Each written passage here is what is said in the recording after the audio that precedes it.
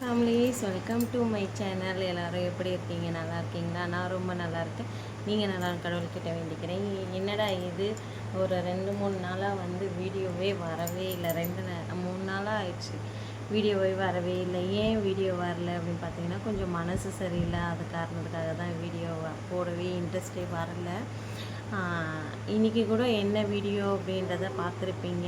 ஒரு சில விஷயத்தினால மனசு ரொம்ப சேடாக உடஞ்சி போயிருக்குது. என்ன அப்படின்றத பார்த்துடலாம். எப்போவுமே கஷ்டத்தை வந்து உங்ககிட்ட ஷேர் பண்ணிப்பேன். அதே மாதிரி தான் இந்த விஷயத்த ஷேர் பண்ணவே முடியல யாருக்கிட்டேயும். அதனால தான் வந்து ரொம்ப கஷ்டமாக இருக்குது. ஃபர்ஸ்ட் ஆஃப் ஆல் என் வீடியோ இதான் ஃபஸ்ட் டைம் பார்க்குறீங்கன்னா please like and subscribe, share பண்ணுங்கள். மறக்காமல் பெல் பட்டனை கிளிக் பண்ணி உங்கள் சப்போர்ட் அண்ட் லவ் கொடுங்க. என்ன அப்படின்றத பார்த்துடலாம் வாங்க. அரி தூங்கிக்கிட்டு இருக்கான். இன்றைக்கி என்ன இந்த புடவை கட்டியிருக்கேன் அப்படின்னு பார்த்தீங்கன்னா, நான் அரி வந்து ஒரு குரூப்பில் வந்து ஒரு குரூப் இல்லை, எங்கள் குரூப்பில் வந்து மீட்டிங்கு. அந்த மீட்டிங்க்கு வந்து நாங்கள் போயிருந்தோம். சாரிங்க, ரொம்ப உளர்றேங்க. இதில் இருக்க ஜிகினாலாம் விழுது. குரூப்பில் வந்து இருக்கிறவங்களுடைய பையனுக்கு வந்து காது குத்து. அவங்க வந்து ஐயரு. அந்த காது குத்துக்கு தான் நாங்கள் போயிருந்தோமே. அதனால தான் இந்த சாரி. மதிய சாப்பாடு அங்கே தான் கூப்பிட்டு இருந்தாங்க. அதனால் போயிருந்தோம். நான் அரி அண்ணி எல்லாம் கிஃப்ட் எடுத்துகிட்டு போயிருந்தோம். குரூப்பில் இருக்கவங்க எல்லாருமே சேர்ந்து. பட் அதையுமே வீடியோ எடுக்க முடியல. அதே சாரிலேயே அப்படியே வீடியோ எடுத்துடலாமே அப்படின்னு சொல்லிட்டு தான் நான் உட்காந்துட்டேன். நானும் என்ன விஷயம் அப்படின்னு பார்த்தீங்கன்னா, நான் வந்து இந்த இன்வெர்ட்ரு வாங்கினது வந்து எப்படி நான் வாங்கினேன் அப்படின்றது எனக்கு தெரியும். அது ஒரு விஷயம். இன்னொரு விஷயம் வந்து என்ன அப்படின்னு பார்த்தீங்கன்னா, இந்த போஸ்ட் ஆஃபீஸில் நான் வந்து காசு கட்டுறேன் அப்படின்னு சொன்னது வந்து ஒரு விஷயம். இது 2 பற்றி தான் நான் பேச போகிறேன். ஒரு விஷயம் நல்லா புரிஞ்சுக்கோங்க. நான் என் ஃப்ரெண்டுக்கிட்ட வந்து காசு வாங்கியிருந்தேன். இன்னொன்று என் ஹஸ்பண்டு காசு கொடுத்துருந்தாரு. இன்னொன்று என் அண்ணா கொடுத்துருந்தாரு. உங்களுக்கு எல்லாருக்கும் ஒரு நல்லா புரிஞ்சுக்கோங்க. நான் வந்து என் அண்ணாவை ஏமாற்றியோ இல்லை என் ஹஸ்பண்டை ஏமாற்றியோ இல்லை என் புருஷனை ஏமாற்றியோ எதுவும் பண்ணிக்கணுன்ற அவசியம் இல்லை. என் அண்ணாக்கிட்ட உரிமையாக கேட்டு வாங்க வேண்டியது என்னுடைய உரிமை. எனக்கு உரிமையும் இருக்குது, அதிகாரமும் இருக்குது. என் அண்ணாக்கிட்ட நினைக்கிறது, என் அண்ணாக்கிட்ட கேட்டால் இருந்தால் கொடுக்க போகிறான், இல்லைனா இல்லைன்னு சொல்ல போகிறான். அதே மாதிரி என் அண்ணாவுக்கு ஒரு பிரச்சனைனா கூட பிறந்த தங்கச்சியாக என்கிட்ட கேட்டால் நான் தான் செய்ய போகிறேன். இதில் கமெண்ட் பண்ணுறவங்க யாருமே வந்து என் அண்ணாவுக்கு ஒரு பிரச்சனை அப்படின்னு என் அண்ணா சொன்னால் நீங்களாம் வந்து செய்ய போகிறதில்ல. கூட பிறந்த தங்கச்சியாக நான் மட்டும்தான் இருந்து செய்ய போகிறேன். எனக்கு எதனா ஒன்றா எங்கள் அண்ணா தான் இருந்து செய்ய போகிறாங்க. நாங்கள் இத்தனை வருஷம் பேசிக்கல. இப்போ நாங்கள் 2 பேர் பேசிக்கிறோம். எங்களுக்கு எதனா ஒரு பிரச்சனை, எங்கள் அண்ணனுக்கு எதனா ஒரு பிரச்சனைனா நான் தான் பார்க்கணும். எனக்கு ஒரு பிரச்சனைனா என் அண்ணா தான் பார்க்கணும். சரிங்களா? அப்படி தான் வந்து நான் என் அண்ணாக்கிட்ட எனக்கு உரிமை இருக்குன்ட்டு தான் நான் என் அண்ணாக்கிட்ட ஃபோன் பண்ணி கேட்டேன். என் அண்ணாக்கிட்ட பேசினது இப்போதாங்க. 1 மாதத்துக்கு முன்னாடி தான் நான் வந்து 2 மாதத்துக்கு முன்னாடி, அதாவது 4ஆம் மாதத்துல இருந்து தான் என் அண்ணாக்கிட்ட நான் பேச 4ஆம் மாதம் 3ஆம் மாதம் இல்லை 4ஆம் மாதம்தான். ஏன்னா பிறந்ததுக்கப்புறம் தானே நான் பேச ஆரம்பித்தேன். 4ஆம் மாதம் ஃபஸ்ட்டில் இருந்து தாங்க நான் என் அண்ணாக்கிட்ட பேச ஆரம்பித்தேனே. அப்போ அப்படி இருக்கும்போது வந்து இத்தனை வருஷம் என் அண்ணாக்கிட்ட நான் எதுவும் எனக்கு இதை வாங்கி கொடு அதை வாங்கி கொடுன்னு கேட்டதும் கிடையாது. என் அண்ணா எனக்கு வாங்கி கொடுத்ததும் கிடையாது. சரிங்களா? அப்போ அப்படி இருக்கும்போது என் அண்ணாக்கிட்ட நான் உரிமையாக கேட்குறதுல தப்பு இல்லைங்க. என் அண்ணா எனக்கு செய்கிறதுல தப்பு இல்லைல்ல. என் அண்ணாவை ஏமாற்றி நான் வந்து காசு வாங்கலை. என் அண்ணா மனசாட்சிக்கு தெரியும் எனக்கு எவ்வளோ காசு கொடுத்தான்னு, எனக்கு எவ்வளோ காசு வாங்கினேன்னு எனக்கு தெரியும். அப்போ கூட நான் என் அண்ணாக்கிட்ட வாங்கினது கடனாக தான் வாங்கியிருக்கேனே தவிர அதை நான் வந்து நீ கொடு அப்படின்னு கூட நான் கேட்கல. ஆனால் நீ கொடுடா, கடனாக கொடுடா, நான் திரும்ப கொடுத்துட்றேன் அப்படின்னு சொல்லிட்டு தான் நான் என் அண்ணாக்கிட்ட வாங்கியிருக்கேன். கண்டிப்பாக அந்த காசை கொடுத்துருவேன் நான். நீங்கள் அதனால் நீங்கள் கவலைப்படாதீங்க, ஓகேங்களா? அதனால் அந்த ஏர் கூலரும் அதுக்கப்புறம் அந்த கரண்ட் அடுப்பும் வாங்கினது என் ஃப்ரெண்டுக்கிட்ட காசு வாங்கினா அதை நான் ரிட்டர்ன் பண்ணிட்டேன். மறாவது வாரம் மாமா சம்பளம் வாங்கினாரு, கொடுத்துட்டாரு, ஓகேங்களா? ஏர் கூலருக்கும் அதே மாதிரிக்கே என் ஃப்ரெண்டுக்கிட்ட வாங்கினா அதுக்கும் மாமா கொடுத்தாரு, நான் கொடுத்துட்டேன். இப்போ அதை முழுக்க என் புருஷனுடைய காசில் தான் வாங்கினது. சரிங்களா? ஒருத்தவங்க கிட்ட நம்ம ஒரு பொருள் வாங்குகிறோம் அப்படின்னா, தண்டலுக்கு வாங்குகிறோம் அப்படின்னா, அப்போ நம்ம தண்டலுக்கார போய் ஏமாத்தந்தா ஆகிடுமா? ஒருத்தவங்க கிட்ட ஒரு கடன் வாங்குகிறோம் அப்படின்னா அவங்கக்கிட்ட அந்த பணத்தை நம்ம கொடுக்காம இருந்தால் தான் அதுக்கு பேர் ஏமாற்றணும். சரிங்களா? நம்ம அந்த பணத்தை நம்ம கடனாக வாங்கி கடனாக கொடுத்துட்டு அதுக்கு பேர் ஏமாத்துறதானோ இல்லையே. அதையும் அவங்களுக்கு புரியல அப்படின்றது தெரியல.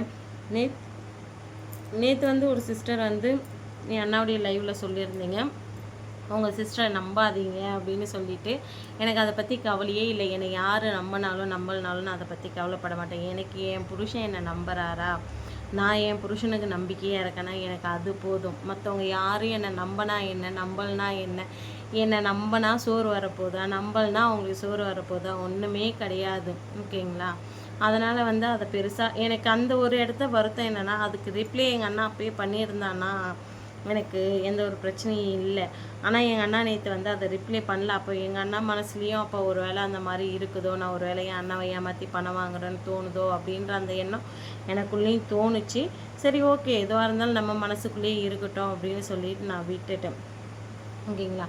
போஸ்ட் ஆஃபீஸில் காசு கட்டுறது வந்து நான் 2ஆம் மாதத்துலேருந்து கட்டுறேங்க. ஓகேங்களா?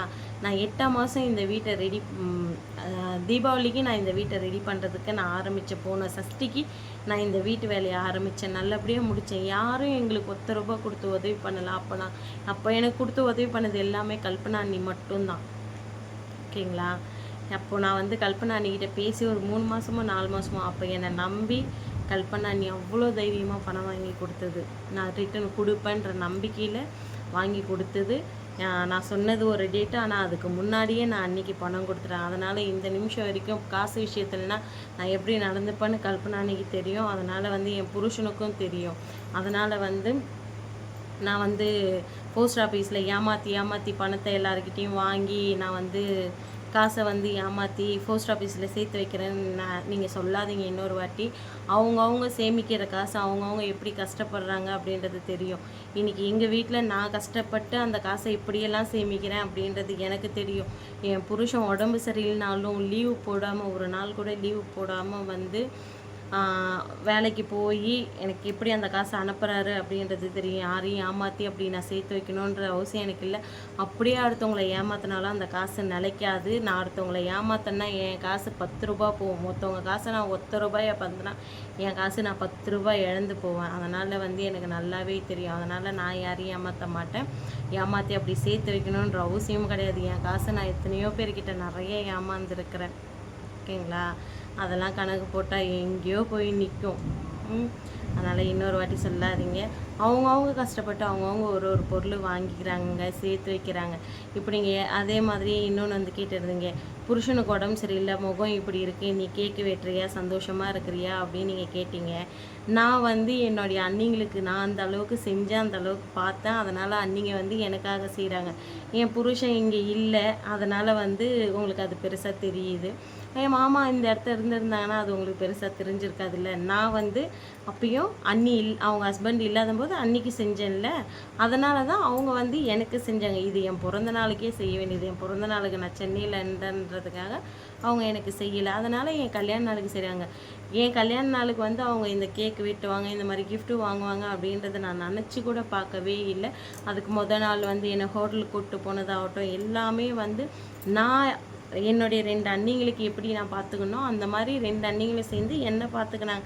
இதில் ஒரு தப்பான விஷயம் எதுவுமே இல்லையேங்க. ஒரு ஹஸ்பண்ட் வெளியே இருக்காங்க அப்படின்னும்போது ஒருத்தவங்களுக்கு ஒருத்தவங்க ஆறுதலாக இருக்கிறது, சந்தோஷமாக இருக்கிறது தப்பு இல்லைங்களேங்க. இதை வந்து யாரும் ஏமாத்துறதானோ இல்லை. ஒரு ஃப்ரெண்டுங்களுக்குள்ளே வந்து ஒரு பர்த்டே செலிப்ரேஷன், ஒரு வெட்டிங் டே செலிப்ரேஷன் இதெல்லாம் பண்ணுறது சாதாரணம் தானே. அது ஏன் உங்களுக்கு அவ்வளோ பெருசாக தெரியுது? ஓகே, ஒரு சில பேருக்கு மாமாவை பிடிச்சவங்களுக்கு மாமாவுக்கு இந்த மாதிரி இருக்குது அப்படின்றதுனா இப்போ எல்லாமே வாங்கிட்டவங்கள வந்து நம்ம கேக்கு வாங்கிட்டாங்க. அதுக்கப்புறம் வந்து ஃபோட்டோவுக்கு அவங்களா ஃபோட்டோ கொடுத்து எல்லாமே பண்ணிட்டாங்க. அப்போ அப்படி இருக்கிறவங்க வந்து நீங்கள் எதையும் எடுத்து என் வீட்டுக்கு வராதிங்க அப்படின்னு சொல்லவாங்க முடியும்? முடியாதில்ல. இந்த ஊரில் என்ன பண்ணுவாங்களோ அதை தாங்க நான் பண்ணேன். இந்த ஊரில் வந்து ஒரு பிறந்த நாள் ஆகட்டும் எதுவாகட்டும் ஒருத்தவங்க கேக் வெட்டுறாங்க அப்படின்னும்போது இருக்கிறவங்களுக்கு சாப்பாடு போடுவாங்க. நான் யாரையும் கூப்பிடல. ஏன் 2 அண்ணிங்க மட்டும் அவங்க பசங்க மட்டும் வந்தால் போதும் அப்படின்னு சொல்லிட்டு தான் நான் நினச்சேன். இவ்வளோ ஏன் பக்கத்தில் இருக்கேன் என் மாமியார் வீட்டுக்கு போய் நான் சொல்லலை. ஏன்னா என் கல்யாண நாளுக்கு நான் அவங்க காலில் விழுந்தால் நல்லா இருக்குன்னு ஆசீர்வாதம் பண்ணுவாங்க, பண்ண மாட்டாங்க. அந்த காரணத்துக்காக தான் நான் சொல்லவே இல்லை. ஓகேங்களா? இவ்வளோ தாங்க விஷயம். இதெல்லாம் தான் என் மனசுக்குள்ளே ரொம்ப கஷ்டமாக இருந்தது. அது மட்டும் இல்லாமல் பர்சனலாகவும் இன்னொரு விஷயம் மனசுக்குள்ளே ரொம்ப உறுத்திக்கிட்டு இருக்குது, ரொம்ப கஷ்டத்தை கொடுக்குது. அது வந்து என்னால் சொல்லவும் முடியல, என்னால் இது பண்ணவும் முடியல. என்ன சொல்கிறதுனே தெரியல. எதாவது தப்பாக பேசியிருந்தால் மன்னிச்சுக்கோங்க. தயவு செஞ்சு அவங்கவுங்க கஷ்டப்பட்டு தான் ஒவ்வொரு பொருளும் வாங்குறாங்க. அதுக்கு பின்னாடி அவங்கவுங்க உழைப்பு எவ்வளோ இருக்குன்றத ஒரு நிமிஷம் யோசிச்சு பாருங்கள். எந்த ஒரு பொருளுமே வந்து கைக்கு ஈஸியாக வந்துடாது. அதுக்கான கஷ்டம், அதுக்கான உழைப்பு நம்ம போட்டால் மட்டும்தான் அந்த பொருளுங்க மொத்தமும் வருமே. இன்றைக்கி இந்த வீட்டில் நான் உட்காந்துருக்கேன்னா இதில் என்னுடைய உழைப்பு, என்னுடைய கஷ்டம் எல்லாத்தையும் நாங்கள் போட்டதுனால தான் இன்றைக்கி இந்த வீட்டில் இருக்கேன். உங்களுக்கெல்லாம் வந்து நான் அந்த வீடியோவில் சொன்னதுனால தானேங்க தெரிஞ்சுது. சப்போஸ் நான் அந்த வீடியோவில் சொல்லாமல் இருந்திருந்தேன்னா யாருக்குமே தெரிஞ்சிருக்க போகிறது இல்லைல்ல. வாய் இருக்குதுன்றதுக்காக நம்ம என்ன வேணால் பேசிடலாங்க. கமெண்ட் இருக்குதுன்றதுக்காக என்ன வேணால் போட்டுறக்கூடாது. நம்ம போடுற கமெண்ட் அடுத்தவங்களுக்கு என்ன மனவலியை கொடுக்கும் அப்படின்றத நினச்சி பாருங்கள். நான் இப்போவும் சொல்கிறேன், என்னுடைய உழைப்பில் தான் எல்லாத்தையுமே நான் பண்ணுறேன். நான் அதை கடனாக எங்கள் அண்ணாக்கிட்ட கடனாக வாங்கினேன், என் ஃப்ரெண்டுக்கிட்ட கடனாக வாங்கினேன், நான் கொடுத்துட்டேன். என் ஹஸ்பண்டு கொடுத்தது கடனாக வராதுங்க. ஒரு பொண்டாட்டிக்காக அவர் வாங்கி கொடுத்தாரு. அதனால் வந்து நான் யாரையும் ஏமாற்றலை. தயவு செஞ்சு ஏமாத்தலைன்னு சொல்லாதீங்க. வேணுன்னா அப்படி யாரையாவது ஏமாற்றி இருந்தேன்னா ஏமாத்துறேன்னா உங்ககிட்ட கண்டிப்பாக அதையும் சொல்கிறேன். ஏங்க நான் இவங்களெல்லாம் வந்து ஏமாற்றிருக்கேன், இந்த மாதிரி இருக்குதுங்க அப்படின்னு சொல்லிவிட்டு நான் வேணால் அதை வேணால் ஓப்பனாக சொல்கிறேன். அடுத்த வாட்டி வேணால் அந்த மாதிரி வீடியோ போடும்போது அதில் வேணால் கமெண்ட் பண்ணுங்கள். இதில் வந்து நீங்கள் சொல்லாதீங்க. இன்னொரு வார்த்தை நான் சொல்லிக்க விரும்புகிறது என்னென்னா, என் அண்ணாக்கு ஒன்றுனா நான் தான் போய் நிற்பேன், எனக்கு ஒன்றுனா என் அண்ணா தான் வந்து நிற்பான். என் அண்ணா வந்து நிற்பானா நிற்க மாட்டானான்னு எனக்கு தெரியாது. ஆனால் என் அண்ணாக்கு ஒன்றுனா கண்டிப்பாக நான் போய் ஒரு தங்கச்சியாக நான் நிற்பேன். ஏன்னா எனக்கு என் அண்ணாவை அவ்வளோ பிடிக்கும், அவ்வளோ பிடிக்கும், அவ்வளோ பிடிக்கும். சரிங்களா? இன்றைக்கி நாங்கள் வேணால் கல்யாணம் பண்ணிக்கின்னு வந்ததுக்கப்புறம் வேணால் நான் கல்யாணம் பண்ணதுலேருந்து என் அண்ணா பேசாமல் இருந்திருக்கலாம். ஆனால் அதுக்கு முன்னாடி நான் என் அண்ணா எப்படி இருந்தோம் அப்படின்றது எனக்கு நல்லாவே தெரியும். ஓகேங்களா? அதெல்லாம் எதையுமே மறந்துட முடியாது. அதனால் வந்து இன்னொரு வாட்டி என் அண்ணாவை நான் ஏமாத்துறேன் அப்படின்றத சொல்லாதீங்க. நான் யாரை வேணால் ஏமாத்துறேன்னு சொன்னால் கூட நான் ஒத்துப்பேன். ஆனால் என் அண்ணாவை ஏமாத்துனேன்னா என்னால் ஏற்றுக்கவே முடியாது. ஏன்னா நான் வந்து நீங்களாம் நினைக்கலாம் வீடியோக்காக சொல்கிறேன், என் உலகம் உசுறு எல்லாமே என் அண்ணா தான் அப்பத்துலேருந்து இப்போ வரைக்கும். சரிங்களா? எத்தனையோ நாள் நான் உங்ககிட்டலாம் சொல்லிட்டு எழுதிருக்கேன், என் அண்ணா ஒரே ஒரு வாட்டி என்கிட்ட பேசுகிற மாட்டானா அப்படின்ட்டு. இப்போ என் அண்ணா என்கிட்ட பேசுகிறான். ப்ளீஸ் அதில் வந்து குழப்பத்தை உண்டுபடுத்தாதீங்க. எங்களுக்குள்ளே எவ்வளோ எண்ணெய் எங்கள் அண்ணாவே பிரித்து வச்சுட்டாங்க எல்லோரும், எங்கள் குடும்பத்தில் இருக்கவங்களே. நீங்களும் நடுவில் வந்து இப்போ நாங்கள் பேச ஆரம்பித்ததுக்கப்புறம் குட்டியை கொடுப்பாதீங்க. சரிங்களா? எனக்கு என் அண்ணானா அவ்வளோ பிடிக்கும். நான் வேணாம், தயவு செஞ்சு திரும்ப குட்டியை குழப்பி எங்களை திரும்ப பேச விடாத அளவுக்கு பண்ணிடாதீங்க. உங்களை கையெடுத்து கூட கும்பிட்டு கேட்டுக்கிறேன் நான். வேணாம். சரிங்களா? நான் அவ்வளோதான் சொல்லிக்க விரும்புகிறேன். ஓகே ஃப்ரெண்ட்ஸ், பாருங்கள், பார்த்து பத்திரமா இருங்க. நெக்ஸ்ட் ஒரு வீடியோவில் பார்க்கலாம். பை. ஹரி வந்து அங்கே தூங்கிக்கிட்டு இருக்கான். ஃபங்க்ஷன் போயிட்டு வந்து சாப்பிட்டு தூங்கிக்கிட்டு இருக்கான். ஓகே ஃப்ரெண்ட்ஸ், மழை வரப்போகுது. போயிட்டு துவைச்ச துணியெல்லாம் எடுத்துட்டு வாசல்லாம் பெருக்கணும். Okay, bye friends.